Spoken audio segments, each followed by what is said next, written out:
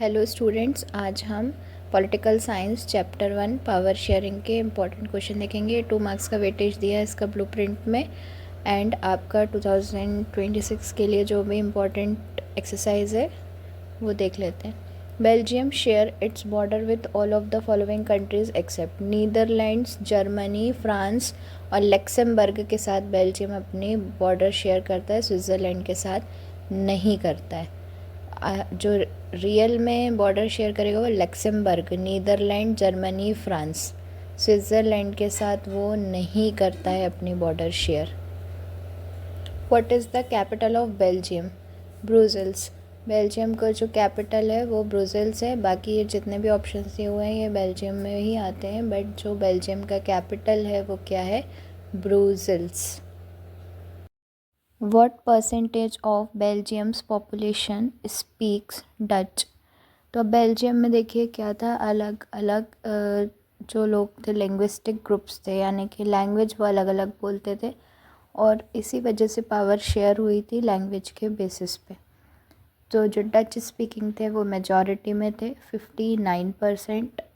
उसके बाद फिर फ्रेंच स्पीकिंग पीपल थे और जर्मन स्पीकिंग पीपल तो 1% थे। तो डच स्पीकर्स जो थे, जो डच लैंग्वेज बोलते थे बेल्जियम में, वो 59%। What percentage of Belgium's population speaks French? तो 40%। 40% जो लोग थे वो फ्रेंच बोलते थे, ये माइनॉरिटी में आते थे। 40% फ्रेंच स्पीकिंग यानी फ्रेंच लैंग्वेज बोलने वाली पॉपुलेशन थी। What percentage of Belgium population speaks German? तो तीसरी लैंग्वेज जो बेल्जियम के लोग बोलते थे वो 1% थी। जर्मन ये तो बहुत ज़्यादा ही माइनॉरिटी में थे। जर्मन स्पीकिंग पीपल कितने थे? 1%। तो Dutch 59%, French 40% and German 1%। French speakers in Belgium are described as rich and powerful. जो बेल्जियम में फ्रेंच बोलते थे लोग वो माइनॉरिटी में तो थे, सिर्फ 40% थे, लेकिन वो सब क्या थे? बहुत ज़्यादा रिच और पावरफुल पीपल थे। अब बेल्जियम में तो जो फ्रेंच स्पीकर्स थे वो 40% थे, वो माइनॉरिटी में थे, लेकिन बेल्जियम की कैपिटल जो ब्रुसेल्स है वहाँ पे उल्टा था। जो फ्रेंच स्पीकर्स थे, फ्रेंच स्पीकिंग जो पीपल थे, जो लोग फ्रेंच बोलते थे वो 80% थे, वो वहाँ पे जो कैपिटल है ओवरऑल कंट्री में तो क्या था? माइनॉरिटी में थे फ्रेंच पीपल, लेकिन उसके कैपिटल में 80% थे, यानी वो मेजॉरिटी में थे फ्रेंच स्पीकिंग पीपल। 80% ब्रुसेल्स में। Brussels is the headquarters of which international organisation? तो ब्रुसेल्स जो है वो हेड क्वार्टर है कौन से इंटरनेशनल ऑर्गेनाइजेशन का? तो European union, EU, European union का। बेल्जियम सेंट्रल गवर्नमेंट इंक्लूड्स, अब 3 लैंग्वेज स्पीकर्स जो हैं वो डच, फ्रेंच और जर्मन, तीनों लैंग्वेजेस के लोग रहते थे। तो उन्होंने एक जो सेंट्रल गवर्नमेंट बनाई उसमें इक्वल मिनिस्टर्स रखे थे, both French and Dutch speaking communities के। इनकी पावर शेयरिंग कैसे हुई थी कि फ्रेंच और डच स्पीकिंग जो मिनिस्टर्स थे उनका नंबर क्या था? इक्वल था। When did the civil war in Sri Lanka ended?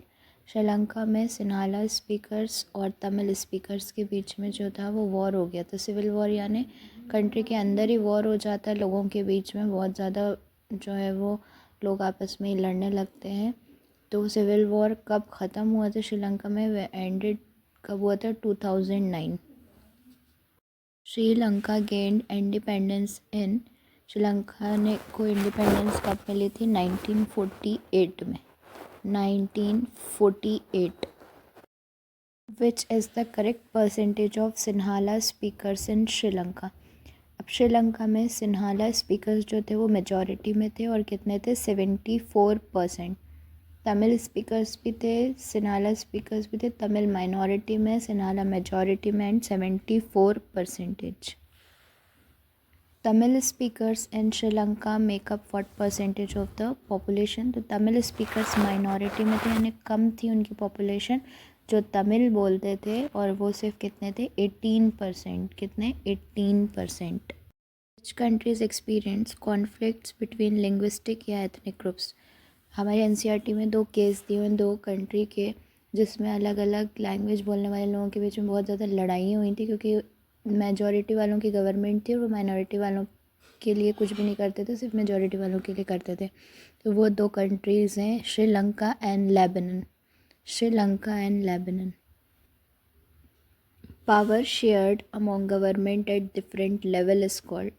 अलग अलग लेवल पे जब पावर शेयरिंग होती है वो क्या कहलाती है? Federal government.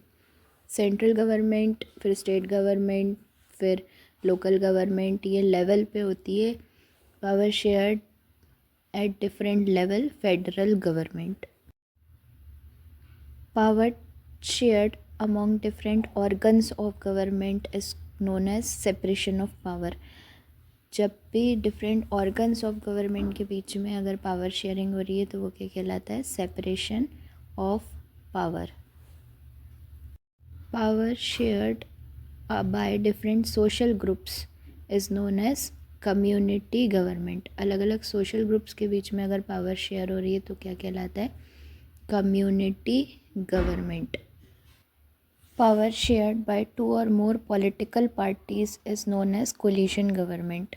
जब गठबंधन होता है, कोई भी एक पार्टी को मेजॉरिटी नहीं मिलती है तो जो टॉप 2 रहती हैं वो मिलके क्या बना लेती हैं? गठबंधन करके गवर्नमेंट बनाती हैं स्टेट की, तो उसे क्या बोला जाता है? Coalition government. थोड़े से क्वेश्चन आंसर्स देख लेते हैं। What is power sharing? Power sharing is the distribution of power among different levels and organs of government and different social groups। यानी पावर जो है वो गवर्नमेंट की पावर जो है वो शेयर हो रही है अलग अलग लेवल पे, या तो सेंट्रल, स्टेट, लोकल, या डिफरेंट ऑर्गन्स में, जैसे कि लेजिस्लेचर, जुडिशरी और एग्जीक्यूटिव में, या फिर डिफरेंट सोशल ग्रुप्स अलग अलग, या तो लैंग्वेज के बेसिस पे, या जो भी कम्युनिटी है या सोशल ग्रुप्स हैं उन पे। तो ये क्या कहलाती है? आपकी power sharing. What are different forms of power sharing in modern democracies? There are different forms of power sharing in modern democracies which are listed below. Modern democracy में पावर कैसे शेयर होती है? तो हॉरिजॉन्टल डिस्ट्रीब्यूशन ऑफ पावर, यानी power is shared among different organ of government such as legislature, executive, judiciary. यानी एक line में जो है वो बराबर बराबर पावर है लेजिस्लेचर को, एग्जीक्यूटिव और जुडिशरी को। वर्टिकल डिस्ट्रीब्यूशन ऑफ पावर क्या होता है? Power can be shared among government at different levels. Indian central and state government इसका एग्जाम्पल है। Power sharing between different social groups, और लास्ट है power sharing between political parties, pressure groups and movements. तो इसी तरीके से modern democracy में power share होती है। Why is power sharing desirable? Power sharing desirable क्यों है, अच्छी क्यों है कि हम पावर को एक के हाथ में ना दे के थोड़े थोड़े पावर जो है वो शेयर कर दें? तो power sharing is desirable because it reduces the conflicts between social groups. लड़ाइयाँ जो है वो आपस की सोशल ग्रुप्स की वो ख़त्म हो जाती हैं। Power sharing is the very spirit of democracy. ये डेमोक्रेसी की वेरी स्पिरिट भी होती है। स्टूडेंट्स, अगर वीडियो अच्छी लगी हो तो लाइक करिए, कमेंट करिए, प्लीज़ अपने फ्रेंड्स के साथ शेयर करिए and subscribe my channel. Thank you.